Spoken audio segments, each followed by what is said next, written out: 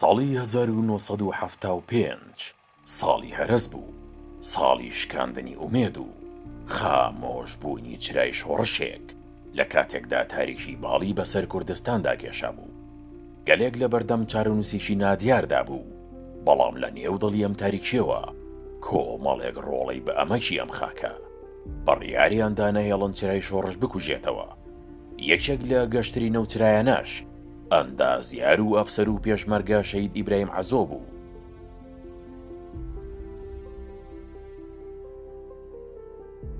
شەهید ئیبراهیم عەزۆ برا گەورەم نەبوو، ئەو بۆ من نمونەی ئیرادە و مقاومە بوو.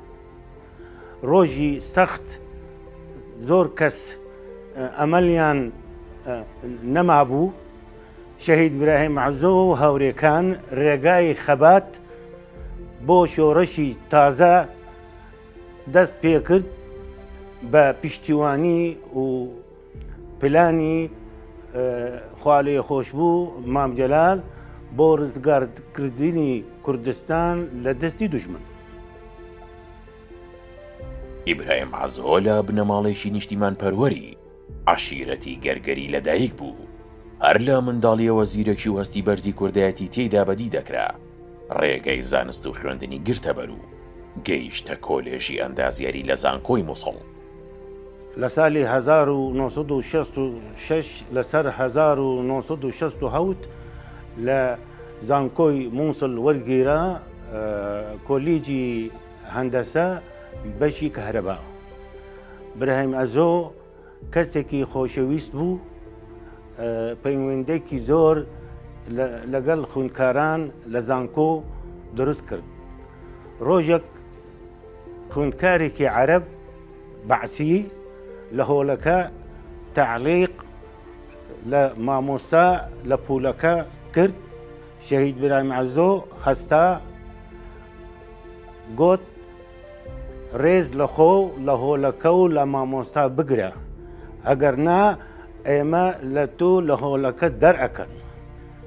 مامۆستا و خوێندکاران دەستخۆشی لە شەهید ئیبراهیم عەزۆ کردن. ئیبراهیم عەزۆ لە زانکۆ بووتە مەسئوولی یەکەتی قوتابیانی کوردستان، دوایی بووتە ئەندامی ڕێخستنی کۆمەڵە. دوای دەرچوونی ئیبراهیم عەزۆ بووە ئەفسەرێکی ئەندازیار لە سوپای عێراق، بەڵام ئەمە تەنها ڕووکەش بوو. لە ژێرەوە ئەو ئەندامێکی چالەشی ڕێخستنانهێنیەکانی کۆمەڵە بوو. بەهۆی لێهاتوویەوە ڕژێم ناردی بۆ یەکێتی سۆڤیەت و میسڕ بۆ وەرگرتنی پسپۆڕی لە بواری موشک. بەڵێ شەهید ئیبراهیم عەزۆ کەسێکی زۆر نەهێنی بوو، لە ناو دلی بەعس ڕێخستنی کۆمەلە لە بەغا بەڕێوە ئەبرد. ساڵی 69 لەسەر هەفتە لە زانکۆ دەرچوو، بووتە سەرباز لە معسکەر غزنانی لە مووسڵ. دوای 2 مانگ گواستنەوە بۆ معسکەر تاجی. لە معسکەر تاجی وزارەتی دیفاعی عێراقی تەتەووعێک دەرکرد بۆ مهندس کەهرەبا. ئیبراهیم عەزۆ پێش ڕەزامەندی تەتەووع بکرێ سەردانی شەهید خاڵۆ شەهاب کرد. ڕەئی شەهید خاڵۆ شەهاب وەرگرت. خاڵۆ شەهاب زۆر پێخۆش بوو، تەشجیعی کرد، گوت بڕۆ تەتەووع بکە، ئێمە بۆ ئایندە پەیوەستیمان بە توویە. یەکسەر هاتە تەتەووع کرد لەسەر وزارەتی دیفاع. شەهید ئیبراهیم عەزۆ لەگەڵ چەند کەس مهندسی کارەبا حکوومەتی عێراق ڕەوان کردن بۆ مۆسکۆ بۆ دەورەی 6 مانگ. لەوێ ئیبراهیم عەزۆ پلەی یەکەم ئینا گەڕاوە بۆ بەغدا. ماڵک لە کەڕادە لە بەغا بەکرێ کرد. دایکی خۆش ئینا لەگەڵخوا مەبەستی ئەو ماڵەکە وەکو مەقەڕک وەکو بارەک لە ڕێخستنی کۆمەڵە زۆربەی ئەندامی سەرکردەکانی کۆمەڵە بە شەو لای مالی براهیم عەزۆ لە کەڕادە لە بەغابوون کەفتوگۆ و بارەدۆخی کوردستان مناقەشە لەسەر بوو. ڕۆژێک من و شەهید براهیم عەزۆ پیاسەمان لە شەقامی ئەبە نەواز دەکرد. من پرسیارێک لێکردم، مگوتی کاک براهیم بۆ پەرچاک زەوی ناکرە؟ سەیری من کرد بەکەنینەوە. ئەبوو حازم ئەو کات من ژین نەئینابوو نیاو ئەبوو حازم زەوی ئێمە زۆر ڕۆیشت، دەبێ ئێمە خەبات بکەن زەویەکان بگەڕینە. ئەو کات هەر کەس من و تو بەشی خۆمان وەرئەگرن. لە 16 ئەیلولی ساڵی 1975دا دوای گرتنی شەیدی سەرکردە ئەنوەر زۆراب هەرێکە لە ئیبراهیم عەزۆ و هاوڕێکانی فەرهاد شاکەلی و ئیبراهیم عەبد عەلی بڕیارێکی چارەنووسازیاندا لە ڕێگەیەکی بیابانی و پڕ لە مەترسیەوە سنووری عێراق سووریان بەڕی و خۆیان گەیاندە سووریا. شەوەکەی لە جەنگەڵەکانی ئەلبوکەمال ڕێمان لێون گەیشتینە سەر ڕووباری فڕات، بەڵام نەمان دەزانی چۆن بپەڕینەوە. کاک ئیبراهیم عەزۆ تەنها سێفی شەکی پێبوو، ڕێکەوتە بووین ئەگە بکەوینە دەست دوژمن ئەو ئێمە بکوژێت و پاشان خۆی بکوژێت. بەڵام بە یارمەتی جوامێریی ئەو ناوچەیە توانیمان بە بەلەم بپەڕینەوە و لە مردن ڕزگارمان بوو. شەید ئیبراهیم عەزۆ لە سووریا پەیوەندی بە سەرکردایەتی یەکێتیەوە دەکات و دەبێت تا یەکێک لە پایە سەرنجەکانی مەشغوڵ ڕاهێنانی یەکەمین پێشمەرگەکان. لە ئایاری ساڵی 1976دا مێژوو بانگی کرد وەک فەرماندەی یەکەم مەفرەزە لەگەڵ پۆلێک لە هاوڕێکانی گەڕایە و نیشتیمان بۆ ئەوەی بڵێ سەی شۆڕەش لە بادینان هەڵگیرسێنێتەوە. بەڵام چارەنووس لە ڕێگەی دەستەی شەڕەشی براکوژیەوە پلانێکی تری داڕشت بوو. هەوالی شەهیدبوونی براهیم عەزۆ وەکو بروسک زۆر ناخۆش بوو. حەیف بە دەستی غەرد و خەیانەت شەهید بوو. حەزار سلااو بۆ کیان و شەهیدەکانی کوردستان بەگشتی و شەهیدەکانی مەفرەزەی شەهید براهیم عەزۆ بە تایبەت. بڕاستی شەهیدبوونی شەهید براهیم عەزۆ و هاوڕێکان کاریساتێکی گەورە بوو بەرامبەر یەکەتی نیشتیمانی کوردستان لەسەر ئاستی جیهان زۆر گەورە بوو. سەدان گەنجان پەیوەندی کردن بە ڕێخستنی یەکەتی نیشتیمانی کوردستان. ڕۆژێک من لەگەڵ شەهید براهیم عەزۆ پرسیار لە من کرد، گوتی هەگە من هەندێک پەری هاسن هەبوو 25 فلس و 50 فلس و 100 فلس تێکەڵ من فرێد بۆ ئەسمان کامە دێتە خوارەوە. پێم گوت قورسەکە تێتە خوارەوە. گوتی ئافەرم دەبێت سەرکردە مەسئول لە پیشی هەمیا قوربانی بدە. دووەم بە من گوت زەویەکانی کوردستان زۆر ڕۆیشت، دەبێ ئێمە بگەڕینە بۆ کوردستان. سەبریە خان خزانی شەهید ئەنوەر زۆراب ڕۆژی 16/9/75 سەردانی مالی شەهید براهیم عەزۆ کرد سەعات 6 بیانی. ئەلێ من گەیشتم مالی شەهید براهیم عەزۆ کووپەک شیر لە دەستە خەریکە بڕۆ بۆ دەوامی عەسکەری.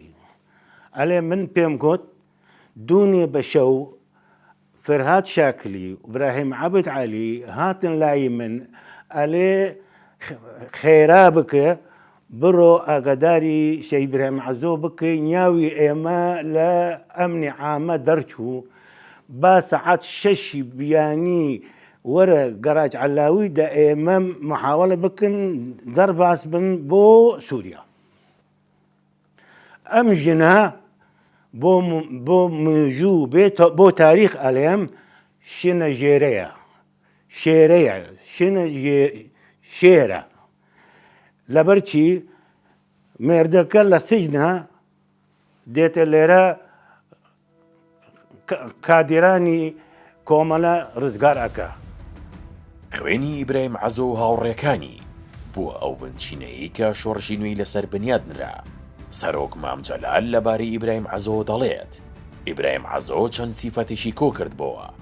یەکەم بادینی، دووهەم عەسکەری بوو، سێهەم ئەندازیار و ڕۆشنبیر و نووسەر و ئازا بوو، چاک لە شەڕی پارتیزانی تێگەیشت بوو، شەیدکردنی کە لەبەرێک بوو، بە ئاسانی بۆ کورد و یەکێتی پڕ نەکرایەوە. کاتێک چالاکیەکانی ئیبراهیم عەزۆ و هاوڕێکانی ئاشکرا بوون، مەترسی تەنها لەسەر ژیانی خۆی نەبوو، بەڵکو هەڕەشەیشی ڕاستەوخۆ بوو بۆ سەر هەموو ئەندامانی بنەماڵەکەی. و لە پاش شەیدبوونی ئیبراهیم عەزۆ بە بەردەوامی لەلایەن حیزبی بەعسەوە چاو دێری لەسەر بنەماڵەکەی بوو. پێشی شەهید ئیبراهیم عەزۆ شەهید ببە، ڕۆژی 14 لەسەر 15 مانگی 11 ساڵی 1975 سەعەت 1 شەو من لە مالی شەهید ئیبراهیم عەزۆ بووم لە بەغا لە کەڕادا. ئەمنی عامە هاتن من بردم بۆ ئەمنی عامە. لەوێ 5 مانگ بۆ تەحقیق و بۆ تەعزیب، بەڵام من خۆڕاگر بووم بۆ زانیاری زیاتر. خۆم لە ڕێکخستنی کۆمەڵە بووم لە مووسڵ، مەسئولی خۆم ئەو کات شێرکۆ عەبدوڵڵا بوو، خوندکار بوو لە زانکۆی مووسڵ کولیجی تۆپ. دوایی 5 مانگ من دەرچووم.